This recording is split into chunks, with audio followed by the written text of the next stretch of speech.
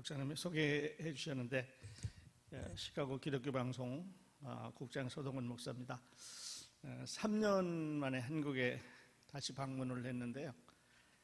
3년 전보다 아주 발전한 한국, 또 자랑스러운 우리 고국을 보면서 제가 38년 전에 미국에 갔었는데 미국에 왜 사느냐 할 정도로 공국이 아름다워졌고 사람들도 친절하고 강산도 아름다운데 그 중에서 더 아름다운 우리 이 성민교회 성도님들과 함께 아침 예배, 새벽 예배 드리게 돼서 정말 하나님께 영광 돌리고요. 여러분에게 감사드립니다. 또 우리 김성문 목사님께 감사드립니다. 사람들마다 예수님을 만난 그 케이스가 경우가 다 다른데 어떤 분은 대를 이어서 예수님을 2대, 3대, 제가 만난 사람 중에 가장 오래된 분은 5대째 예수님을 믿는 분을 만난 적이 있는데 저는 그 대를 이은 것도 아니고 또 모태신앙도 아니면 청년 때, 한참 지난 청년 때 예수님을 만났습니다. 83년에 이제 미국에 그 유학으로 건너갔다 신학 공부를 하고 그 목회자가 돼서 미국 교회에서만 23년 그 목회를 했습니다. 한국 분들이 아니고 그냥 미국 분들, 뭐 백인도 있고 흑인도 있고 남미 분도 있고 아시아 사람도 있고 하는 여러 인종이 섞여 있는 교회에서 10년 동안 하나님을 섬겼습니다. 한국 교회 나와서 이제 10년째 한국 교우들하고 목회를 하고 있고요. 또 하나님께서 그 3년 전에 기독교 방송을 맡겨주셔서 지금은 이제 국장으로 이렇게 섬기고 있습니다. 기독교 방송은 44년 전에 이제 방송을 시작을 해서 처음에는 교포들이 이제 아주 그 우리말을 찾기가 어려우니까 일주일에 30분 그러니까 한 달에 2시간인가요? 이렇게 방송을 이제 했는데 그 시간을 점점 늘려서 지금은 일주일에 120시간 방송하고 있고 유튜브로는 480시간 이렇게 방송을 하고 있어서 여러분이 여기서도 시카고 기독교 방송이라는 유튜브 채널 치시면 그 음성을 들으실 수가 있습니다. 앞으로 여러분과 이런 그 채널을 통해서 자주 만날 수 있었으면 좋겠습니다. 그리고 저희가 기도하고 있기는 여러분이 사랑하시고 또 여러분만 그 사랑을 받을 게 아니라 우리 김성민 목사님의 메시지를 미주와 또 전 세계에 이렇게 함께 내보내면서 함께 기도하는 이런 일이 있어지기를 진정으로 바라고 있습니다. 오늘 말씀에 저는 한 실패한 사람의 이야기를 여러분과 함께 나누고 싶습니다. 실패를 안 해본 사람은 제가 오늘 아침에 드리는 이야기하고 전혀 관계가 없습니다. 그래서 그냥 주무시든지 편하게 하셔도 되고 한 번이라도 실패해본 경험이 있으시면 저하고 같이 이야기를 들어보면 좋을 것 같아요. 한 2000년 전에 실패한 사람의 이야기인데 그 중에서도 아주 충격적인 이야기라고 볼 수가 있겠습니다. 베드로라고 하는 예수님의 수제자가 지금 실패를 했지요. 그런데 그 사람을 예수님이 어떻게 지금 다루고 계시나, 그리고 그를 어떻게 일으켜 가시나 하는 것을 보면서 그 얘기가 2000년 전에 있었던 그 베드로라고 하는 수제자의 얘기가 아니고 2000년 후에 살고 있는 바로 내 얘기일 수도 있다. 이렇게 들어보시면 우리에게 은혜가 될 것 같습니다. 결론으로 또 말씀을 드리겠습니다만은 실패는 영원한 게 아니죠. 영원히 실패하는 사람은 없습니다. 실패는 순간적으로 하게 그렇게 되는 거죠. 그리고 실패라고 하는 그 말 속에는 그 바닥에 희망이라고 하는 단어가 깔려 있습니다. 그러니까 희망이라는 말은 실패한 사람, 바닥으로 내려간 사람, 어려움을 당했던 사람에게 희망이라는 말이 있는 거죠. 그래서 이 베드로가 어떻게 이 실패 속에서 희망을 찾고 오는가 하는 것을 이제 볼 수가 있습니다. 실패는 영원한 게 아니라고 말씀을 드렸고 모든 것을 날려버리는 다 끝냈다, 한 번 실패해서 다 끝냈다 이렇게 하면 우리는 세상에 존재할 수 없을 것 같아요. 왜냐면 한 번 실패하면 영원히 끝나니까. 그런데 우리는 반복적으로 실패를 하면서도 아직 살아가고 있는 것은 하나님의 바로 이런 은혜 때문에 그런 게 아닌가 싶습니다. 포기하라 하고 하는 사인이 아니고 너가 지금 하고 있는 방법이 틀렸으니까 다른 방법을 해봐라 이런 뜻이 될 수도 있고요. 너는 네가 생각하는 것만큼 영리하지 않다, 스마트하지 않다. 그래서 스마트하지 않은 너 자신을 알아라 하고 말씀하시는 그런 메시지일 수도 있습니다. 그래서 실패 우리 다 같이 하고 있는데 저도 해봤고 그런데 이런 내용이 포함되어 있지 않나 이렇게 생각을 합니다. 하나님께서 우리를 버렸다 또는 버리셨다 하는 그런 뜻이 아니고 하나님께서 우리를 향한 다른 계획이 있으시다 하는 것을 우리에게 말씀해 주시고 있습니다. 그래서 실패한 경험이 있는 이런 분들은 오늘 아침 저와 함께 이 본문을 통해서 한 9가지 질문을 해보시면서 왜 베드로가 실패했을까? 그리고 요한은 왜 여기다가 이 말씀을 주셨을까 하는 것을 생각을 해보기를 원합니다. 첫 번째 그 본문에 보면 그 후에 예수께서 디베리아 호수에 또 제자들에게 자기를 나타내셨으니 나타내신 일은 이러하니라. 근데 그 후에 또 나타내셨는데 본문 15절에 보면 세 번째 나타나셨다라고 말씀하고 있습니다. 그러니까 예수님이 지금 세 번째 제자들에게 나타나셨는데 숫자적으로 날짜로 본다면 한 부활하신 후에 한 2주 후의 이야기가 아닌가 싶습니다. 부활하시는 날 저녁에 도마와 11 제자가 있을 때 나타나셔서 그 말씀하실 때 도마는 안 믿었습니다. 그리고 여드레를 지나서 요한복음 20장에 보면 그날 저녁에 예수님께서 또 나타나셨을 때 도마도 거기 있었고 거기에 손도 보여주시고 옆구리도 보여주셨을 때 도마가 나의 주님이시여 나의 하나님이시니다 이렇게 고백을 했습니다. 그것이 두 번째고 오늘이 세 번째입니다. 세 번째 나타나셔서 예수님은 제자들에게 이런 말을 하셨습니다. 자, 이제 동해바다 어제 잠깐 목사님이 구경해 주셨는데 정말 아름답고 여기가 좋사오니 여기서 살고 싶을 정도로 아름다운 이런 고장에서 여러분 살고 계시는데 이것도 하나님께서 여러분에게 주신 아니면 여러분에게만 주신 축복이 아닌가 싶습니다. 우리는 늘 그 바닷가를 거시면서 이 바닷가를 지나가시면서 누구든지 다 이렇게 아름다운 곳에 살겠지 이렇게 생각하시면 안 되실 것 같아요. 여러분에게만 주신 은혜고 여러분에게만 주신 축복입니다. 네. 그래서 7명이 바닷가에 고기를 잡으러 갔는데 첫 번째 질문은 왜 7명만 갔을까? 지금 11명의 제자들 중에서 Why 7? 영어로 이렇게 하는데 왜 7명이 하고 나머지 4사람의 이야기는 없을까? 이런 질문으로 생각을 해볼 수 있습니다. 그런데 그 중에서도 5명은 실명으로 이름을 내고 있고요. 2명은 익명으로 이름을 주지 않았습니다. 이제 5명은 베드로, 도마, 나다나엘 그리고 세베대의 아들들 야고보와 요한을 지금 말씀을 하고 있는데요. 차례대로 보면 이 사람들이 다 예수님과 그렇게 긴밀한 그런 관계를 가지고 있던 사람들은 아닌 것 같아요. 왜냐하면 예수님은 그 베드로로부터 지금부터 한 2주 전에 아니면 2주가 조금 넘는 기간 전에 널 모른다고 하는 이런 배신을 당했습니다. 그리고 도마는 말씀드렸던 대로 부활하신 후에 그 손가락을 손의 못자국을 보여줄 때까지 나의 주님이시오라는 말을 고백을 안 했습니다.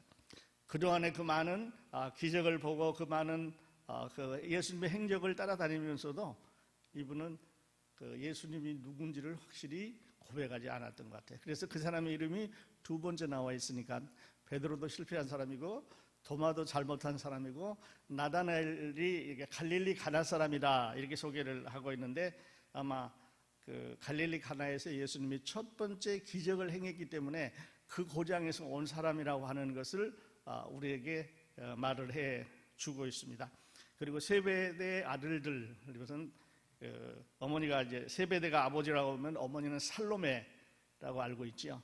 예수님께서 십자가로 가시기 전날 그 마지막 만찬을 하시기 위해서 모였을 때 이 살로메가 예수님에 가서 부탁을 합니다. 주여 당신의 나라에 임할 때 우리 두 아들을 하나는 오른쪽에 하나는 왼쪽에 앉게 해주십시오라고 부탁을 하는 장면을 우리가 볼 수가 있는데요. 어머니로서는 100점짜리 어머니입니다. 그러나 예수님이라고 하는 그 구세주라고 하는 이분을 볼 때는 참으로 가슴 아픈 일입니다. 왜냐하면 이제 십자가로 가셔야 되는데 그 모진 고초를 당하실 것을 생각하시면서 오늘 밤이 지나면 이제 내가 다 붙잡혀서 내일은 십자가에 달려야 되는 이런 시간표를 갖고 왔는데 오늘 와서 예수님은 당신은 어떻게 죽든지 간에 내 아들만 하늘나라에 가서 좋은 자리에 앉혀주면 좋겠습니다. 이렇게 이야기하니까 어머니의 마음은 좋은 것 같은데요. 또 우리 주님의 마음을 많이 상하게 했던 것 같아요. 그래서 오른쪽이나 왼쪽에 줄 것은 내가 정하는 것이 아니다라고 이제 책망을 하셨습니다. 그러니까 7명이 갔는데 그 중에 이름이 기록되어 있는 5명은 그렇게 좋은 관계로 다시 모인 것 같지 않습니다. 2명은 익명으로 나와 있고요. 그냥 베드로가 이제 그날 물고기 잡으러 가노라 이렇게 선언을 합니다. 친구들에게. 베드로가 고향에 돌아왔습니다. 얼마 전에 예루살렘에 올라가서 아주 난리를 쳤습니다. 일주일 동안 인류 역사를 이렇게 업사이드 다운 뒤집힌 큰 사건이 이제 예루살렘에 있었죠. 예수님의 예루살렘 입성서부터 시작해서 온 예루살렘 시민들이 또 전 지역에서 모여든 이스라엘 사람들이 호산나 찬송하리로다 하면서 예수님을 맞았습니다. 그리고 나서 며칠 후에 얼굴을 싹 뒤집어서 두 얼굴이 됐죠. 십자가에 못 박아라. 십자가에 못 박아라. 우리에는 왕이 없다. 그러면서 십자가에 못 박은 그 한 일주일이 온 인류의 역사를 뒤집었습니다. 서기에서 단기로 또 이제 그 구원의 역사가 완전히 우리 은혜 시대로 돌아오는 아주 놀라운 십자가 사건이 있었는데 바로 그 사건 때문에 여러분과 저가 하늘나라에 가게 됐고요. 여러분과 제가 예수님을 구주라고 하는 이런 같은 이름으로 부를 수가 있게 된 거죠. 예수님의 십자가의 은혜, 또 그분이 십자가에 달리신 그 모습을 생각을 해보면서 이제 그 베드로가 왜 고향으로 돌아와서 나는 고기 잡으러 가느라 이렇게 말했을까 생각을 해보면요. 여러분은 왜 그랬을 것 같아요? 여기 이제 바닷가에 가깝기 때문에 이런 고기 잡는 이런 거에 대해서 이제 익숙하실 것 같은데요. 왜 잡으러 가자고 그랬을까? 아마 몇 가지 생각을 해볼 수 있는데 좀 심심하지 않았을까? 여태까지 한 3년 동안 예수님 따라다니면서 사람들과 몰려다니면서 늘 둘러싸이고 이래서 참으로 그 아주 익사이팅, 아주 재미있는 흥미로운 이런 사건과 또 기적과 또 사람들과의 대화와 싸움과 이런 상황을 지내면서 이제 예수님이 안 계신 지 한 2주 되니까 심심해질 수 있어요.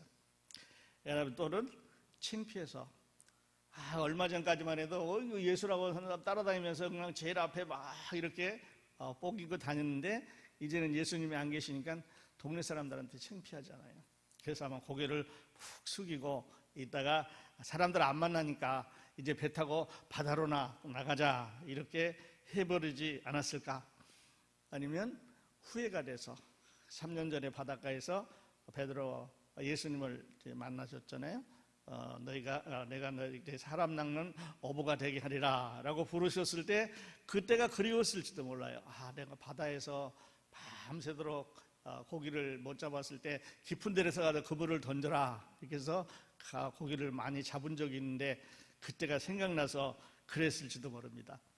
또 어떤 사람은 지금까지 한 3년 동안 가정을 돌보지 않았기 때문에 가정의 그 보리를 위해서, 그러니까 세금을 내고 또 고기를 팔아서 생계를 유지하기 위해서 갖지 않았을까 이렇게 생각하는 사람도 있습니다. 어쨌든 베드로는 나는 물고기 잡으러 가느라 이게 뚱딴지 같은 선언을 하고 친구들이 이제 6명이 따라 나섰습니다.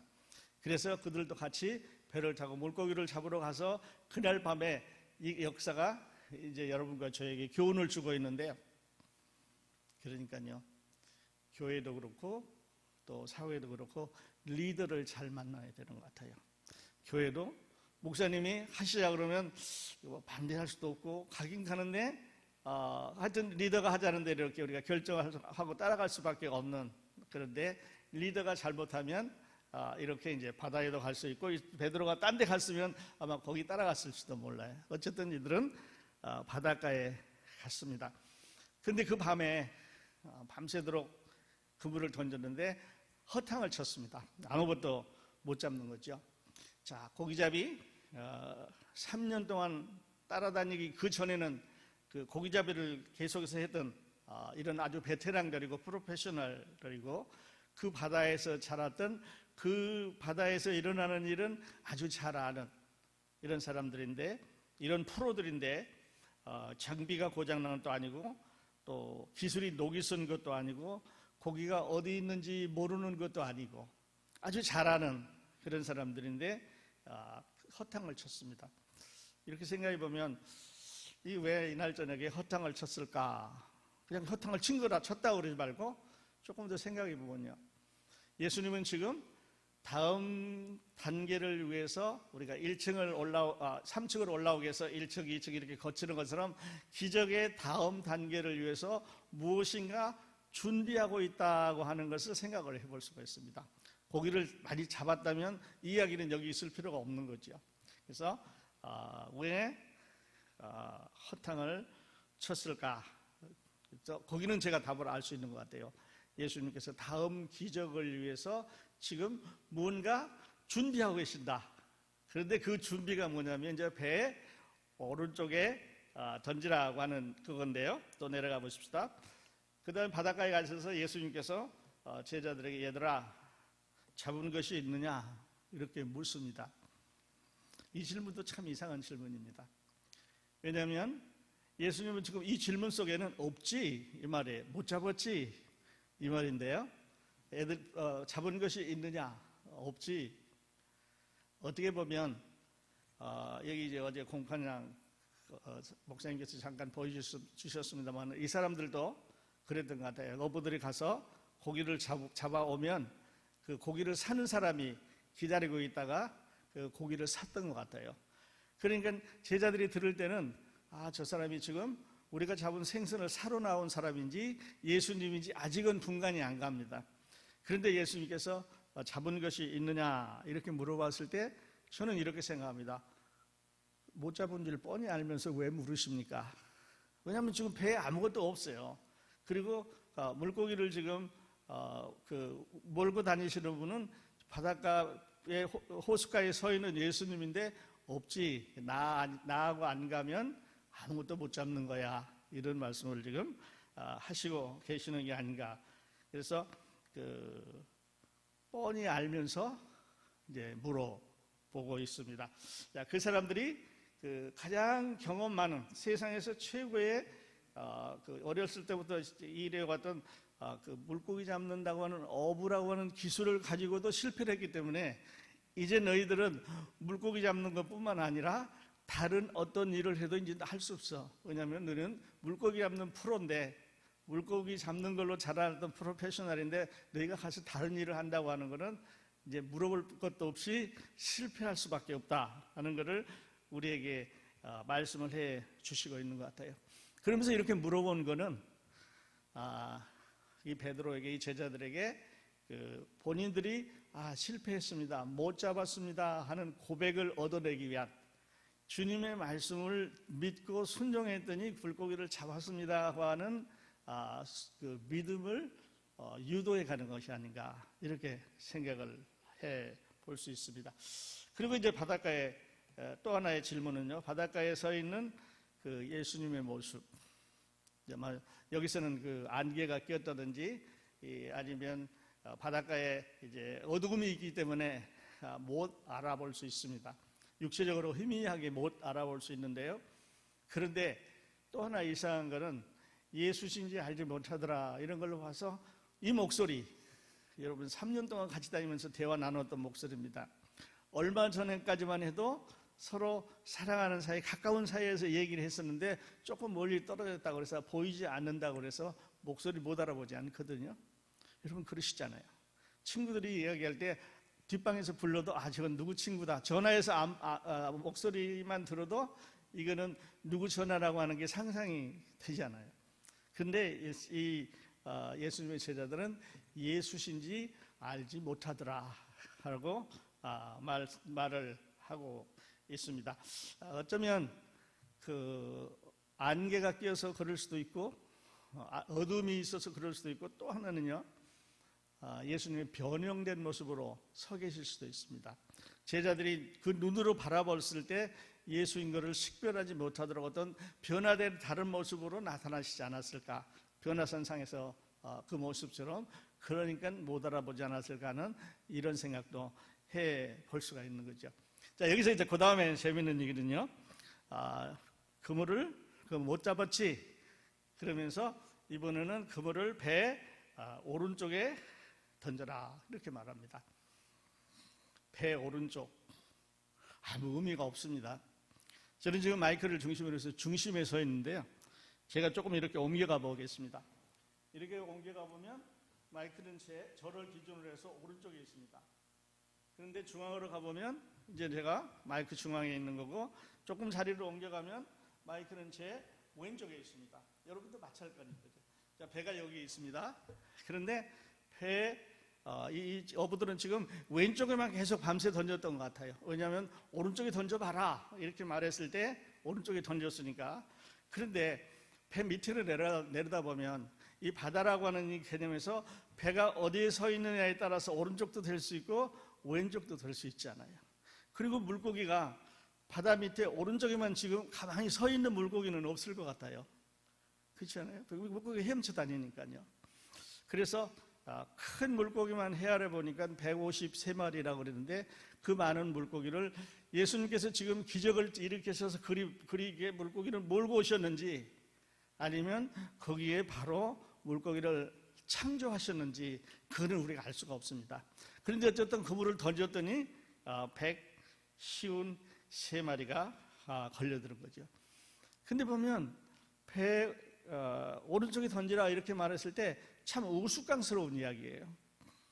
지금 바닷가에 서 있는 사람이 잘 형체도 알아볼 수 있는 사람이 그렇게 말을 했을 때 그들이 웃긴 소리 마셔,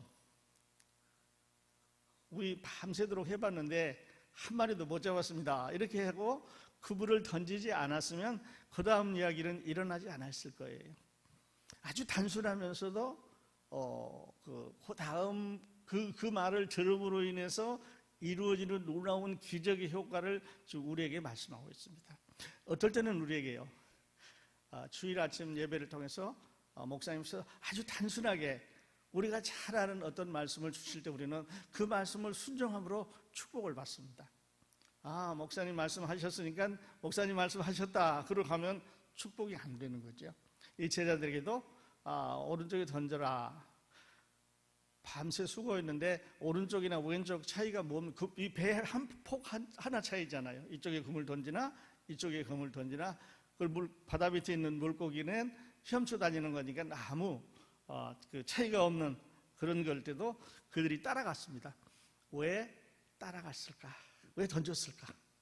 이게 예수님들 몰랐는데, 그리고 거기 서 있는 사람이 누군지도 지금 식별이 안 되는 상황에서 던졌는 것을 볼 때 은혜는 이런 것 같아요.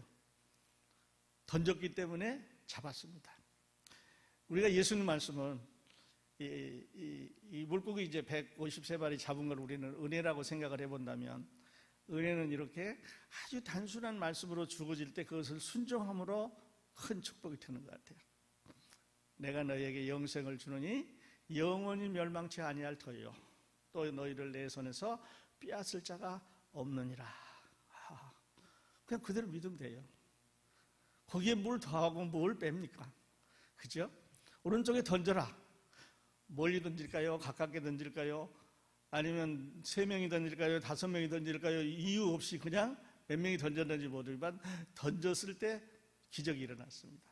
예수님의 이 말씀을 믿을 때 우리는 영생이라고 하는 기적을, 은혜를, 축복을 받는 거죠. 아직 예수님 오늘 믿지 않으셨으면요, 요한이 똑같은 텍스트에 써있는 요한복음에 나와 있는 그대로 내가 너에게 영생을 주느니, 주었으니까요 우리가 할 수 있는 거는 받으면 되는 거예요. 그랬더니 영원히 멸망치 아니할 터요 또 너희를 내 손에서 빼앗을 자가 없느니라. 누가 말씀하시냐면 담임 목사님이 말씀하신 게 아니고 하나님의 아들 예수 그리스도께서 말씀하신 거예요. 이 물고기 잡았을 때 기적을 일으켰던 이분이 말씀을 하시는 거죠. 그래서 우리의 삶은 이렇게 뒤돌아보면 하나님의 은혜인 것 같아요. 이 사람들이 물고기 잡은 것도 하나님의 은혜입니다. 만일에 그날 그 오른쪽에 던지라고 그랬을 때 던지지 않았으면 한 마리도 못 잡았을 거고, 이 이야기는 여기에 없을 거고, 여러분이 예수님 만나지 않았으면 여러분의 그리스도인으로서의 스토리는 없었을 거예요. 하늘나라까지 이어지는 그 행로는, 우리 목사님 말씀하셨으면 그 순례의 길은 없었을 거예요. 얼마나 감사한지 모릅니다. 그래서 이제 순종했기 때문에 잡았고, 그 어획량이 너무 많아서 감당하기가 어려웠습니다. 그래서 그물을 이제 들어 끌고 오는데 힘이 들었죠. 그때 또 그물을 이렇게 고기를 잡으면서 제일 먼저 누가 예수님을 알아봤냐면 이 제자들 중에서 제일 막내인 요한이 먼저 알아봤습니다. 제자들 중에 요한이 제일 나이가 이제 어렸다고 그렇게 말하거든요. 어떤 사람은 20대 초반이었을 거다 이렇게 말하는 사람도 있고, 또 어떤 사람은 10대 후반이었을 거다 이렇게 이제 말하는 사람도 있는데, 주님이시다 이렇게 요한이 먼저 알아봤고, 그리고 옷을 입고 물속으로 뛰어들어간 사람은 베드로였습니다. 베드로가 뛰어나가서 예수님을 이제 예수님께로 이제 향해서 가는데 그물을 끌고 육지로 와서 고기를 세었더니 우리가 잘 아는 대로 153마리 모르는 사람은 거의 없을 거예요. 그런데 153마리를 누가 카운트했을까라고 생각하는 사람도 또 그렇게 많지 않습니다. 여러분 생각에는 예수님의 이 7명의 제자들 중에 누가 그 153마리를 이렇게 셌을 것 같아요. 누군가가 셌으니까 거기다 기록이 나왔을 거고, 그 기록은 우리가 압니다. 요한이 기록을 했는데 누가 기록했을까 생각해 보니까 누군 것 같아요? 아마 짧은 시간에 이제 혼자 다 세기는 어려웠을 거고, 제자들이 나누어서 세지 않았을까. 그래서 작은 건 버리고 이제 큰 고기를 세는 이런 과정을 우리가 생각을 해볼 수가 있겠습니다. 그리고 예수님은 그 조반을 제자들과 함께 잡수셨고, 또 이제 베드로에게 내 양을 치라라고 하는 분부를, 이제 사명을 주시게 되는데요. 그 사명을 주시기 전에 준비해 놓으셨던 떡과 생선, 이것도 참 우리에게 많은 교훈을 주고 있습니다. 자, 불을 피웠습니다. 그러니까 그 전에 예수님은 불을 이제 피워 놓으셨고, 그 위에 생선을 놓으셨고 떡을 이렇게 놓으셨는데, 그 생선은 지금 잡아온 생선은 아니에요. 드라이 피쉬라고 해서 마른 생선인데, 이 생선의 원어의 같은 단어는 그 오병이어에 나오는 그 2마리의 생선처럼 이렇게 가지고 다니면서 먹을 수 있는 마른 생선입니다. 그러니까 마른 생선을 예수님이 가지고 오셔서 제자들을 위해서 미리 다 준비해 놓으셨어요. 그리고 지금 잡아온 생선을 가져오라. 그래서 그날 밤에 해변에서, 바닷가에서 맛있는 아침 식사가 이루어졌을 거고, 아마 베드로 이 7명의 제자들과 예수님이 가졌던 이 마지막 그 아침 식사가 아닌가 이렇게 그 생각을 해 보게 됩니다. 그리고는 예수님은 베드로에게 내 양을 치라라고 말했습니다. 여기 잠깐 생각을 해보십시오. 여러분, 지금 베드로는 바다에 어부잖아요. 그런데 산에 있는 양을 치라고 말합니다.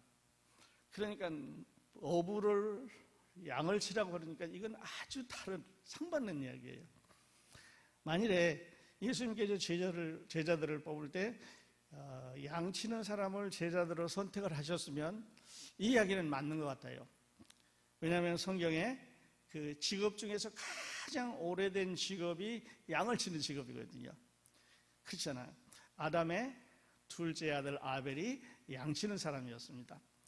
또 쭉 가보면 아브라함도 양을 쳤고 아브라함의 아들 이삭, 야곱, 요셉 양치는 사람이었습니다. 모세도 양을 쳤고요. 다윗도 양치는 사람이었잖아요. 그리고 예수님 세상에 오셨을 때 들에 있는 목자들이 별을 보고 예수님에게 찾아갔던 것도 양치는 사람들이었으니까 이게 아주 익숙한 직업이고 그들에게 금방 이해할 수 있는데 양의 특성을 가장 잘 알고 있는 사람들인데 그들 양들과 함께 자고 먹고 또 그 성품을 이제 알고 있는데 물고기 잡는 베드로가 어부가 양을 이해하기는 좀 어려울 거예요. 쉽지 않을 것 같아요. 그죠? 그런데 바닷가에 그 어부에게 양을 치라고 부탁을 하시는 그 모습을 이제 생각을 해보면서 하나님은 무슨 일인데 할 수 있는 거구나. 나 같은 사람도 사용할 수 있는구나.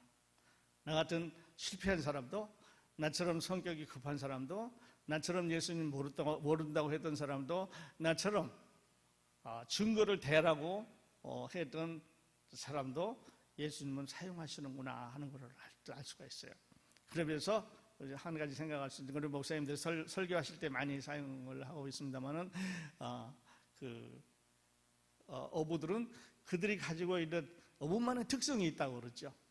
배를 타고 멀리 나가야 되고 집에 한 번 나가면 집에 돌아올 수가 없고 또 거기서 이제 별을 보고 이제는 물결을 보고 요즘은 많이 이제 과학이 발달되기 때문에 그런 일이 없겠습니다만은 이런 과정을 거치면서 어부만의 특성 또 그들만의 훈련 그들이 갖고 있는 DNA가 바로 세상을 변화시키는 그 목자들이 가지고 있지 않은 DNA라는 거죠. 그래서 예수님은 어부들을 선택하셔서 세상을 뒤집었습니다. 어떻게 보면 아주 역설적인 그런 장면이지만 그러나 하나님은 그렇게 하셨습니다. 우리들에게도 그런 것을 오늘 우리에게 말씀을 해 주시는 것 같아요. 그래서 이 아름다운 우리 묵황을 바라보면서 이제 살아 계시는 우리 성민교회 형제자매님들 또 성도님들, 주님은 우리에게 이렇게 순종을 요구하고 있습니다. 순종을 말씀하고 있습니다. 자, 베드로를 너희가 프로페셔널이지만 여기서 자랐지만 잘 알지만 허탕 쳤기 때문에 그 허탕 친 이유를 내가 잘 알고 예수님이 잘 알고 있고 아마 물고기를 예수님이 그날 밤에 그 배 왼쪽에 계속 왼쪽에만 그물을 던지고 있는 물고기를 오른쪽으로 다 몰아갔을지도 몰라요.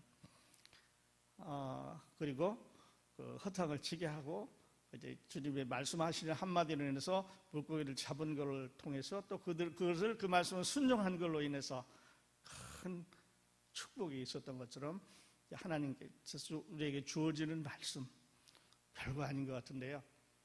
그런데 그 말씀이 우리를 변화시키고 또 우리 교회를 변화시키고 우리 가정을 변화시키고 우리의 영원한 생명까지 책임지는 은혜로운 말씀인 것을 우리가 생각해 볼 수 있습니다. 우리 함께 잠시 실패한 사람들의 얘기 나눴는데요. 잠시 우리 기도하고 마치도록 하겠습니다.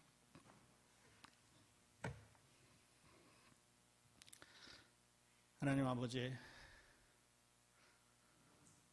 주님께서 부활하신 후 세 번째 나타나셔서 7명의 제자들을 실패한 제자들을 훈련해 가신 모습을 바라보면서 오늘 실패한 우리 자신들을 어떻게 주님께서 부르시는가를 잠시 생각해 보았습니다.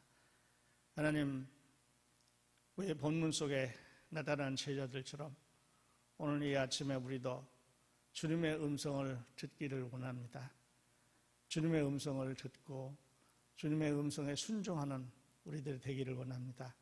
주님, 우리 자신을 오늘 아침에 주님께 드릴 때 주님께서 받아 주시옵소서.